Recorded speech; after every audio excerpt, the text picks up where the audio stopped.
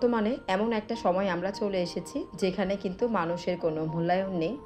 যদি মূল্যায়ন থাকে তবে তার অর্থ সম্পদের, যে যত বেশি অর্থ সম্পদের মালিক তার কিন্তু ততটা বেশি মূল্যায়ন। হ্যালো এভরিওয়ান, আসসালামু আলাইকুম। আমি শামসুন নাহার লালবাগ পুরান ঢাকা থেকে বলছি। লাইফ উইথ নাহার চ্যানেলের নতুন আরেকটি ব্লগ ভিডিও দেখার জন্য আপনাদের সবাইকে ওয়েলকাম করে শুরু করছি আমার আজকের ব্লগ। তবে যে যেখান থেকে বসে আমার আজকের ভিডিওটি দেখছেন, আশা রাখছি আপনারা সবাই ভালো আছেন। ব্লগটা কিন্তু মোটামুটি সকাল থেকে শুরু করেছি। সকালবেলা ঘুম থেকে উঠে সায়ন বাবাকে কিন্তু মাদ্রাসার উদ্দেশ্যে পাঠিয়ে দেওয়ার পর শুরু হয় আমার সংসার জীবনের যুদ্ধগুলো। তো কয়েকটা ইনডোর প্লান্ট আমি কিন্তু টেবিলের উপর রেখে নিয়ে তো এগুলোকে এখন খুব সুন্দর করে পানি দিচ্ছি। এখন যেহেতু গরমের তাপটা একটু কমেছে, তো রোজ কিন্তু পানি দেওয়া লাগে না। যখন দেখি যে মাটিগুলো একদম শুকিয়ে গিয়েছে তখন অল্প করে একটু পানি দিয়ে দেই। তো এত উপরে গাছগুলো থাকে যে ওখানে পানি দিতেও কিন্তু সমস্যা হয়ে যায়। আর এই যে গাছটা দেখছেন, এটা কিন্তু আমার বেডরুমে থাকে, তবে সেখানে আলো বাতাসটা একটু কম, যার জন্য সকালবেলা ড্রয়িং রুমে দেখে দিয়েছি এখানে প্রচুর রোদ আসবে এবং আলো বাতাস তো আছেই। তো কিছুক্ষণ থাকার পর এটা কিন্তু পরবর্তীতে আবার বেডরুমে শিফট করে দিব। তারপর দেখেন আমার ডাইনিংয়ের কি যে একটা অবস্থা। প্রতিদিন সাহেব কিন্তু বাসায় আসতে আসতে 12টা 12:30 বাজিয়ে ফেলে। তো খাওয়া দাওয়া করতে করতে 1টা বেজে যায়। তো অনেক কিছু কিন্তু এখান থেকে সরিয়ে রাখি, তবে একদম যে টেবিলটাকে খুব সুন্দর করে ক্লিন করি সেটা কিন্তু সবসময় করা হয় না।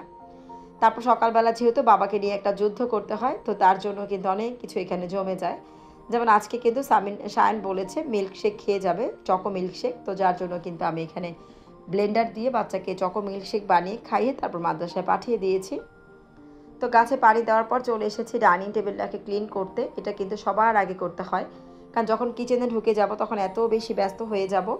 তো কাজ করতে করতে তখন দেখা যাবে নাস্তার সময় চলে আসবে, সবাই নাস্তার টেবিলেও চলে আসবে, কিন্তু আমার ডাইনিং টেবিলটা ক্লিন করা হবে না। তো এই জন্য সর্বপ্রথম কিন্তু ডাইনিংটাকে খুব ভালো করে ক্লিন করে তারপরে হচ্ছে আমি কিচেনে যাই। ভিডিওর এই পর্যায়ে আপনাদের কাছে ছোট্ট একটি রিকোয়েস্ট, ভিডিওর এই পর্যন্ত যারা আমার সাথেই আছেন প্লিজ একটা লাইক দিয়ে ভিডিওটা কন্টিনিউ করবেন। আজকে যারা নতুন আমার চ্যানেলে ভিজিট করছেন বা আগে থেকে আমার ভিডিও দেখা হয় তবে এখনও কিন্তু আমার চ্যানেলটিকে সাবস্ক্রাইব করা হয়নি, প্লিজ আমার চ্যানেলটিকে সাবস্ক্রাইব করে আমার পাশেই থেকে যাবেন এবং আমাকে অনেক দূর এগিয়ে যেতে সাহায্য করবেন। 2 মাস আমার হেল্পিং হ্যান্ড সানাজ কিন্তু ছিল না, যার জন্য কিন্তু খুব বেশি কষ্ট হয়ে গিয়েছে। যেহেতু সায়নকে নিয়ে 3 বেলায় মাদ্রাসায় দৌড়াদৌড়ি করতে হয়, তারপর নিজস্ব কাজ তো আছে, ইউটিউবিং, সংসার, বাচ্চা, তো সব কিছু মিলিয়ে অনেক বেশি কষ্ট হয়ে যেত। তবে আলহামদুলিল্লাহ আমার হেল্পিং হ্যান্ড কিন্তু চলে এসেছে। তো গতকালকে থেকেও হচ্ছে কাজে আবার জয়েন দিয়েছে, তবে একটু ঝামেলা হয়ে গিয়েছে। ও হচ্ছে আগে ঘর মোছার কাজটা করতো আর কাপড় চোপড় ধোয়ার, তবে অসুস্থতার জন্য এখন শুধুমাত্র একটা কাজ করবে, সেটা হচ্ছে শুধুমাত্র কাপড়গুলো ওয়াশ করবে। তো তাতেও কিন্তু আমি অনেকটা খুশি হয়েছি, কারণ কাপড়গুলো ওয়াশ করা হলে ঘর মোছাটা আমার জন্য তেমন একটা সমস্যা হবে না, আমি হয়তো বা টাইম মতো গুছিয়ে নিতে পারবো। আমার সকল প্রিয় আপু ভাইয়াদের কাছে ভিডিওর মাধ্যমে আমি একটা কথা আজকে শেয়ার করতে চাচ্ছি। এই যে দেখেন, আমি যে মোবাইলটা দিয়ে, যেটা আমার সাপোর্ট মোবাইল আর কি, যেটা দিয়ে আমি আপনাদের ভিডিওগুলো দেখি, সেটার অবস্থা কিন্তু খুবই খারাপ। মানে উপরে যে ডিসপ্লের কাচটা সেটা কিন্তু বাচ্চারা একদম ভেঙে একাকার করে ফেলেছে। তার পাশাপাশি এইটার যে ভলিউমটা সেটা কিন্তু অনেকটা কম। অনেক সময় দেখা যায় ভিডিও অন করে কাজ করি, এটাকে দেখা তো সম্ভব হয় না যেহেতু কাজ করতে থাকি, তবে এটা সাউন্ড এত কম যার জন্য কিন্তু অনেক কথা আমি শুনতেও পারি না। তো সেক্ষেত্রে দেখা দেয় এভাবে ছোট্ট একটা কমেন্ট কিন্তু করে আমি ভিডিওটা অন রেখে আমি আমার কাজগুলো করতে থাকি।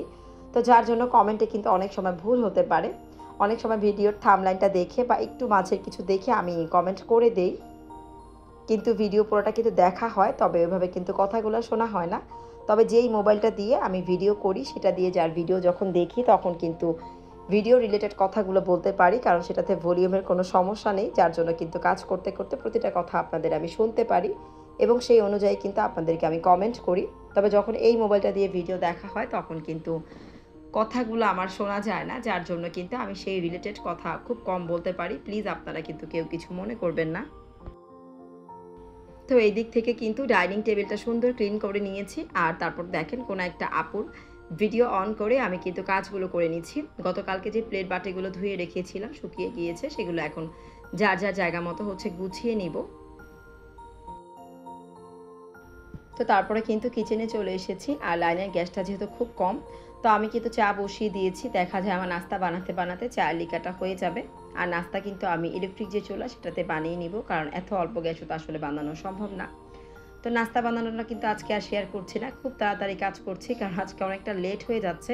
সাহেবকে কিন্তু টাইম মতো নাস্তা দিয়ে তারপর তাকে বিদায় দিতে হবে। তো যার জন্য কিন্তু আমি খুব তাড়াহুড়া করে নিচ্ছিলাম। আমাদের বাসায় আমরা কিন্তু ৪ জন মানুষ। তবে ৪ জন মানুষের একসাথে যে বসে খাওয়া-দাওয়া সেটা খুব কম করা হয়।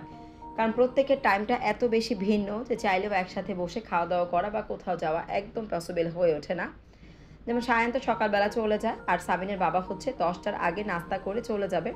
তো সামিন হচ্ছে 11:30 বাজে চলে যাবে। তখন কিন্তু সামিন তার ছোট ভাইকে এনে দিয়ে তারপরে যায়। তো যখন সামিন যে পর্যন্ত থাকে সেই পর্যন্ত সামিনের নাস্তা, সামিনের ড্রেস গুছিয়ে দেওয়া, টিফিন গুছিয়ে দেওয়া, তো এগুলো করতে হয়। তো সামিন যখন চলে যায় তখন কিন্তু আবার সায়ানকে এনে দিয়ে যায়। তো যার জন্য তাকে গোসল করানো, খাওয়ানো, ঘুম পাড়ানো এগুলোর পেছনে অনেকটা সময় দিতে হয়। তারপর সংসারের কাজ তো আছেই। তো সারাদিন এরকম সময় বেঁধে কাজ করতে গিয়ে দেখি অনেক সময় নিজেকে যে ১০ মিনিট সময় দিব সেটা কিন্তু খুব একটা করা হয় না। আমার এই ব্যস্ততাটা মেইনলি কিন্তু সায়ানের জন্য। যখন থেকে সায়ানকে মাদ্রাসায় দিয়েছি আমি কিন্তু এত বেশি ব্যস্ত হয়ে গিয়েছি। তো আগে কিন্তু অনেক ঘোরাফেরা হতো। এদিক সেদিক ঘোরাফেরা করতাম ফ্রেন্ডদের সাথে, রিলেটিভদের সাথে। মানে অনেক বেশি ঘোরাফেরা হতো তখন। এখন কিন্তু একদমই ঘোরাঘুরি করতে পারি না। তো যাই হোক তারপরেও কোনো সমস্যা নেই। আল্লাহ পাক আমার বাচ্চাটাকে নেক হায়াত দান করুক, মানুষের মতো মানুষ করুক এবং যেই ইচ্ছা করে ওকে মাদ্রাসায় দিয়েছি সেই ইচ্ছাটা পূরণ করুক। সবাই আপনারা আমার বাচ্চাটার জন্য দোয়া করবেন যাতে করে আল্লাহ পাক ওর মনের ইচ্ছাটা, আমার মনের ইচ্ছাটা পূরণ করে। তো সব কাজ শেষ করে কিন্তু নিজেও নাস্তা করে নিয়েছি। তারপরে যে গতকালকে যে কিছু কাপড় ওয়াশ করেছিলাম সেগুলোকে এখন বসে সুন্দর মতো ভাঁজ করে যার যার জায়গা মতো রেখে দিয়ে তারপর দেখেন বেডরুমটা, ডাইনিং রুমটা বেডরুমটা আর ড্রয়িং রুমটা খুব সুন্দর করে গুছিয়ে নিলাম।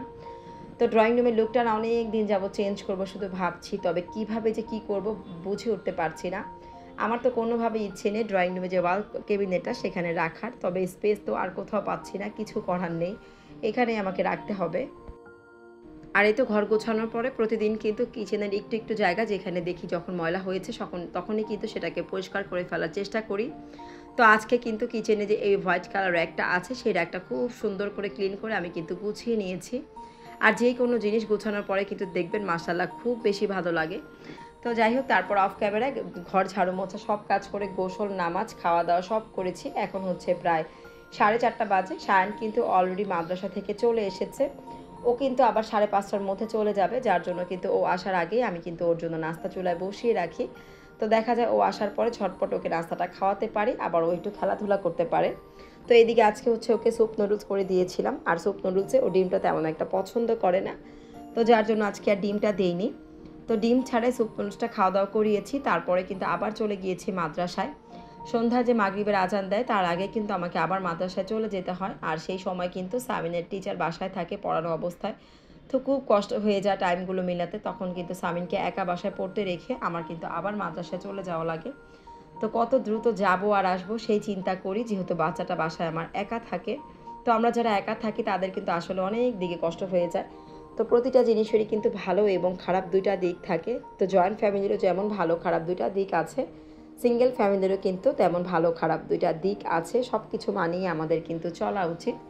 তো যাই হোক তারপর সায়ানকে মাদ্রাসায় দিয়ে এসে কিছুক্ষণ রেস্ট করেছিলাম। তারপর চলে এসেছি বাবাটার পছন্দের একটা পুডিং তৈরি করতে। তো বেশ অনেক দিন পর কিন্তু পুডিং বানিয়েছি। তো পুডিংটা কিন্তু মাঝে মাঝে দেখি যে অনেকে পুডিংয়ের যে মিশ্রণটা সেটা ছেঁকে নেয়, তবে আমি কিন্তু ছেঁকে নেই না। এরকম সরগুলো কিন্তু আমি আস্ত রাখার চেষ্টা করি, এতে করে খেতে আমার অনেক বেশি ভালো লাগে।